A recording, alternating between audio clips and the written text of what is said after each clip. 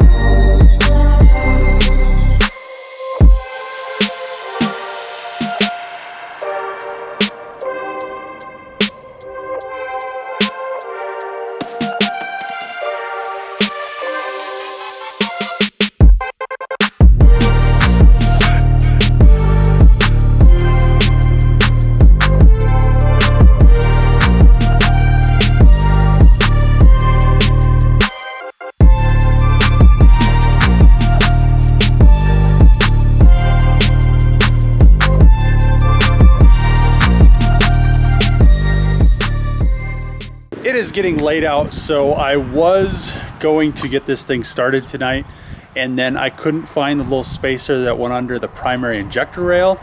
It took me a long time to find it, but it ended up, I set it up here and then it fell behind this coolant reservoir. I did end up finding it. So the rails are now on. I just have them covered up. They actually look really nice. I'm going to go to the parts store, grab some fuel clamps and some vacuum line. Went and got some supplies so I could get this intake manifold back on. Got some fuel line clamps. These ones actually don't cut into the rubber hose, the proper clamps. I also got some T's right there so I could splice the fuel line so I could run 2 feeds to both fuel rails. Instead of doing in series, I'm gonna do in parallel. I got some vacuum line, got some more clips, and then I got a bunch of vacuum caps. I ended up finding this weird thing with the fuel lines. When I first tried to start the car, I wasn't sure if this was how it was supposed to be or not, but the return is right there. That's the feed, and they're connected. I don't know if that's how it comes from the factory, but all the diagrams I looked at last night didn't have that in there. So maybe they put in this weird T for some reason. All I would think it would do would be, you know, bypass fuel directly back to the tank without even going to the rail.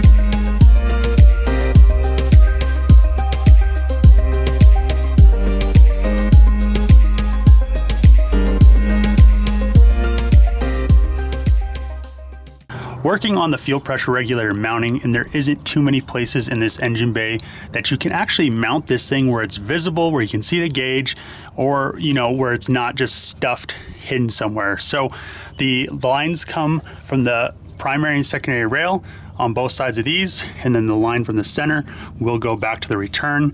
I need to still get a line to fit this. I think I have one. I got this from CJ Motorsports. It was for the FD. These lines are also the CJ Motorsports lines. Everything in his kit was super nice for the FD. I used his fuel rails and some other stuff, but I didn't end up using this pressure regulator. I already had one, so I'm using this one on the FC. If you haven't checked out CJ Motorsports, go check him out. He has a lot of cool, really nice billet stuff for FDs. I think he has stuff for FCs as well, but yeah, it's really good quality stuff, so go check him out.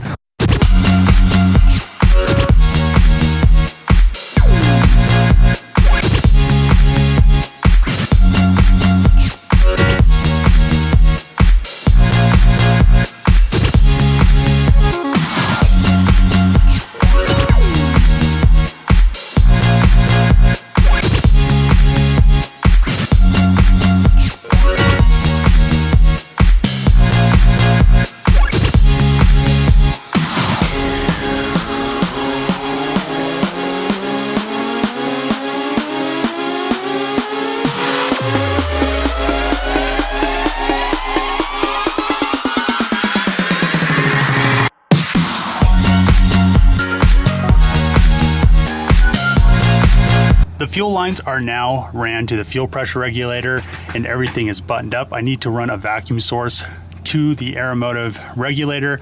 Trevor had some extra braided black line that Deechworks, is just left over from the Supra and the Civic. He let me use that. I use this old CJ Motorsports line for the FD, and that worked out pretty well from the top rail to this. So both rails run to both sides of the regulator, and both rails are fed from fuel. So it goes in on the front, comes out off the back, and then it all comes back and returns to the tank from this line right here. And that's, you know, a little better setup than how it was from the factory. I need to now cap off and run vacuum lines and do all that stuff. Hopefully I can get this thing to start. I also need to connect some wires that rodents chewed through. So this is the coolant temp sensor. I need to reconnect that, and I need to reconnect the oxygen sensor down there, but there's nothing left.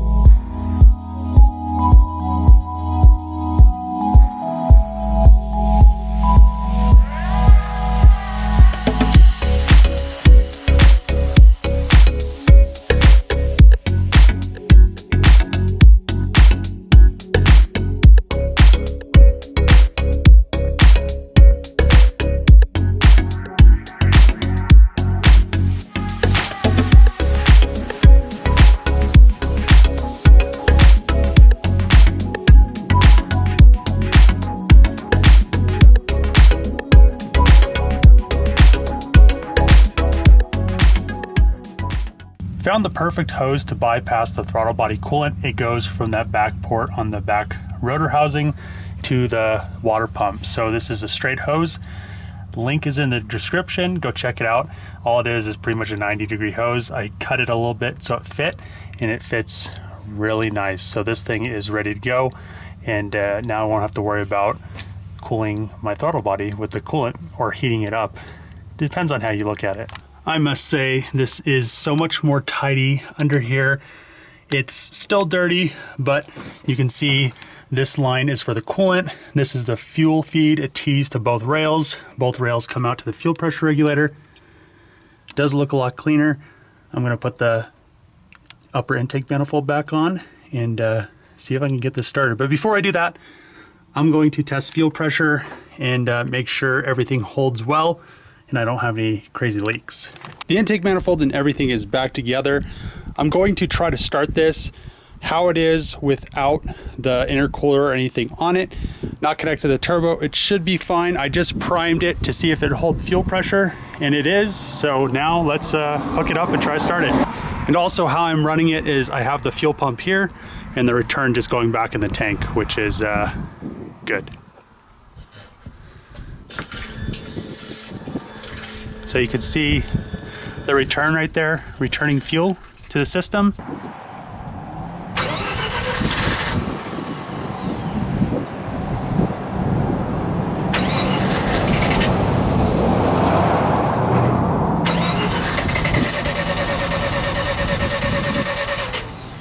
On the account of an evening rain shower, I put everything away. I tried to start the FC for a second and then it started raining. It almost sounded like it wanted to start, but I'm pretty sure it's gonna rain for the rest of the evening, and I didn't want any water getting in my fuel jug. So tomorrow I should be able to get this thing started. It really sounded like it wanted to start. The mass airflow sensor wasn't hooked up and the throttle cable wasn't hooked up.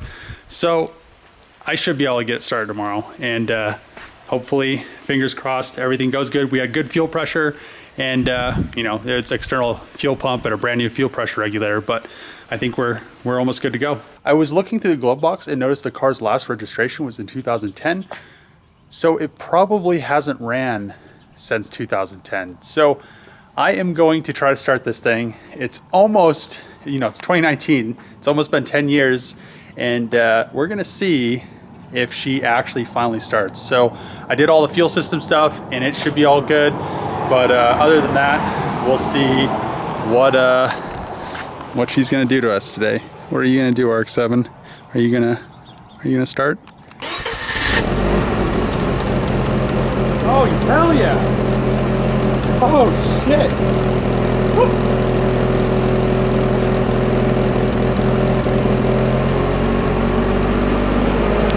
Well, she's just running on the leftover fuel pressure that was in the rail.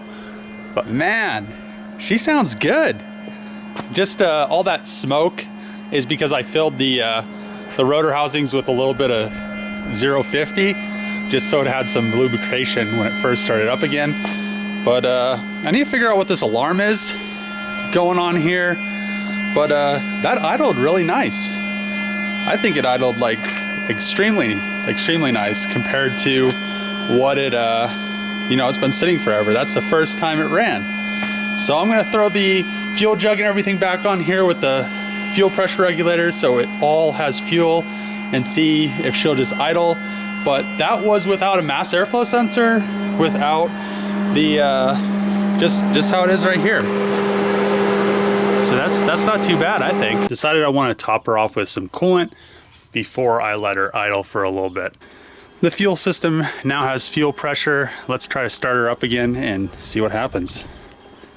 Should start.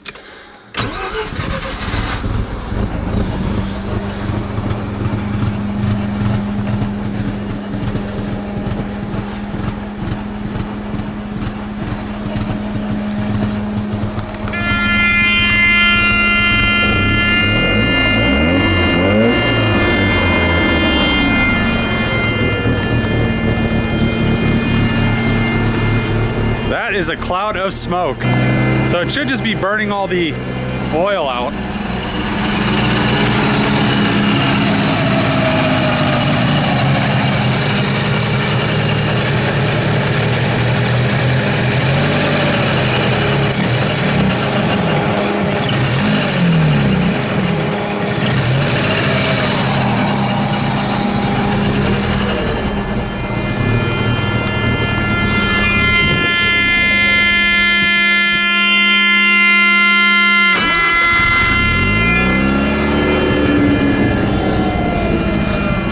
Baby, clear out.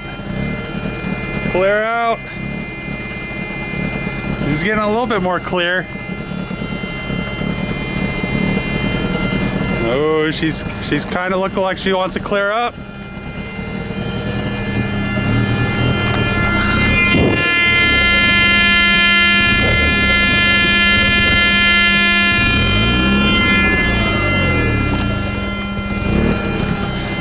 Oh man, she's looking like she's clearing up. Hell yeah.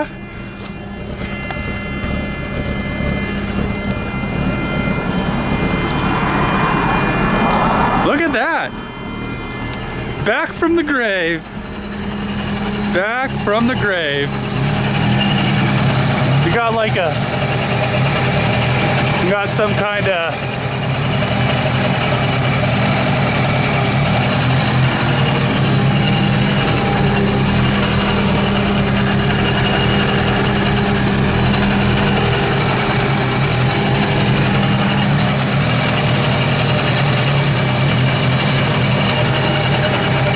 I think the vacuum pump needs some lubrication.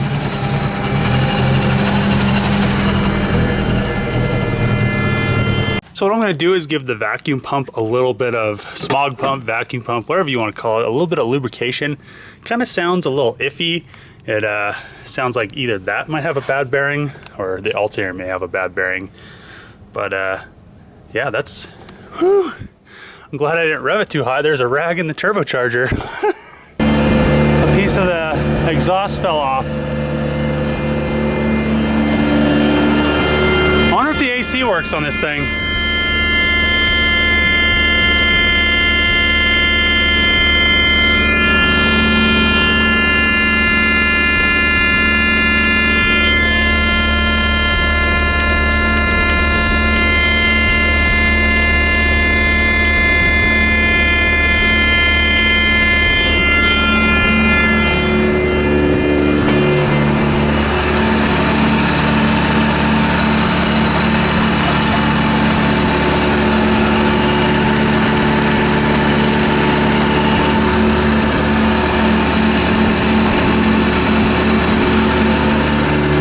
Definitely cheeching.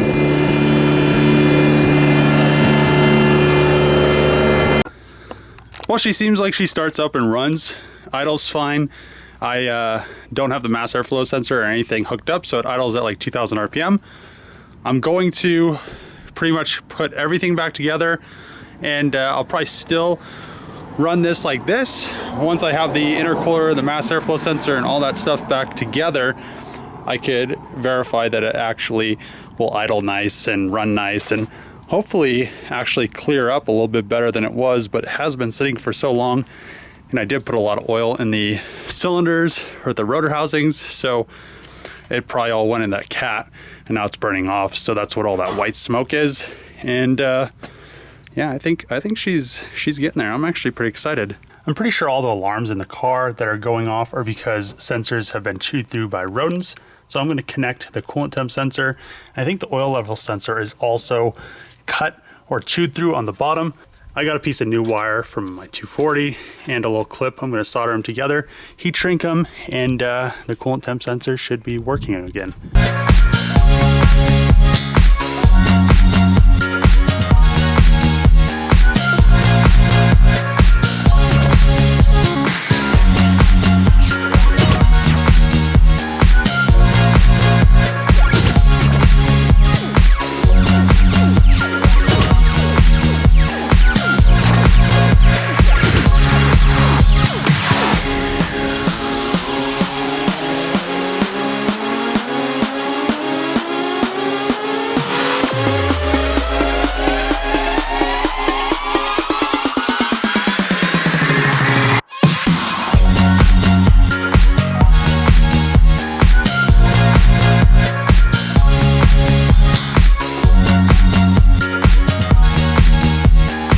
Everything is back together. I think I have all the vacuum lines that were, or the vacuum ports that I did delete, plugged with caps and everything. So hopefully it doesn't have any vacuum leaks, and let's see how she idles now.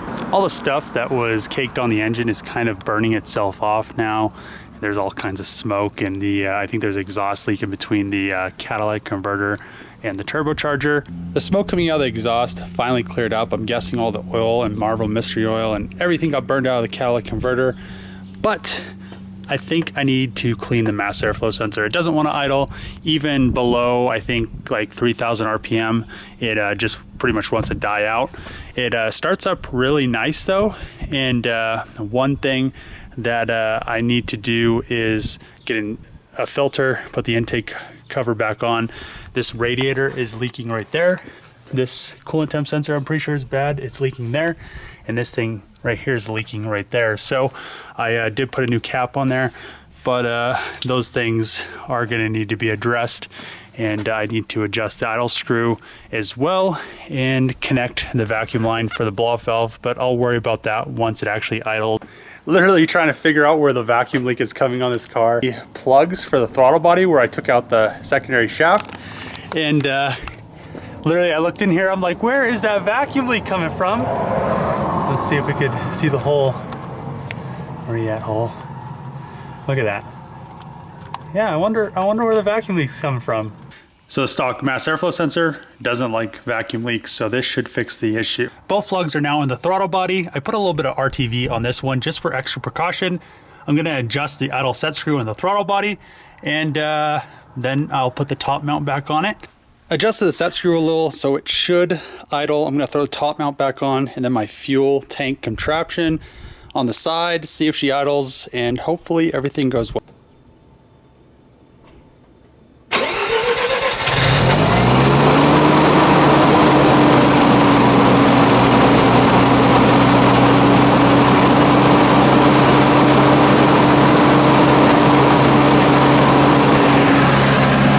Boys, we have an idling rotary. I think I need to adjust the set screw down a little bit, but maybe I need to add a little bit of set screw. About a gallon of lacquer thinner. I'm gonna pour this in the fuel tank before I pour in muriatic acid. See if this will work before I go the harsher route. You know, I feel like some of that black stuff was because I put 5 gallons of good fuel in, because I know, you know, I did put 5 gallons of good fuel in. There was like a little bit over 5 gallons. So I'm thinking that fuel was kind of cleaning the tank already. So I'm gonna try this first, see what happens, and then go from there. So hopefully, fingers crossed, this works before I have to go the harsher route. The other stuff is really toxic.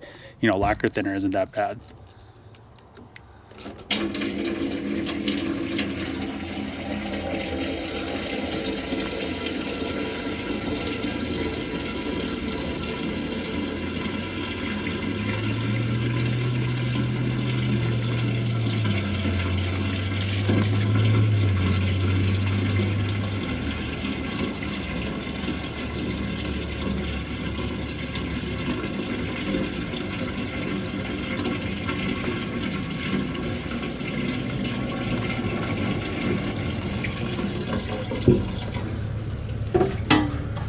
Just buttoned up the return fuel line. You can see it right there. It is ready to go. I'm still waiting on the fuel filter for the feed. So in the next video, I'll put the new fuel filter on. I will clean the fuel tank. And before I could drive this thing, I need to mess with the brake system. And I really want to clean the interior because it's kind of gross to actually go drive it like this. I could drive it like this, but I would really prefer not to. So a good vacuum and shampoo should go a long way with this thing. It has been sitting for at least 10 years from when the registration and glove box was last 2010. It's 2019, so it's close to 10 years. And yeah, I'm really excited this thing actually runs, idles.